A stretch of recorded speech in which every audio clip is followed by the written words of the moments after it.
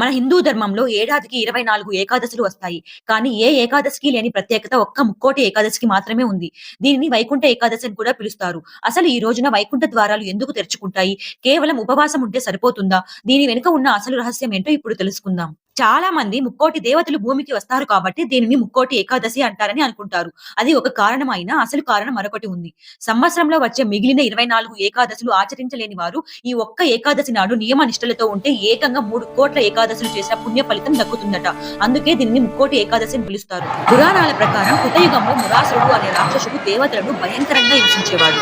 విష్ణుమూర్తి ఆ రాక్షసుడికి యుద్ధం చేసి అలసట చెందినట్టు నటించి బద్రికాశ్రమంలోని సింహవతి అనే గుహలోకి వెళ్లి విశ్రమించాడు.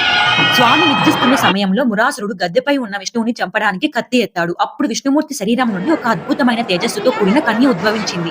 ఆమె తన కంటి చూపుతోనే మురాసురుడిని భస్మం చేసింది.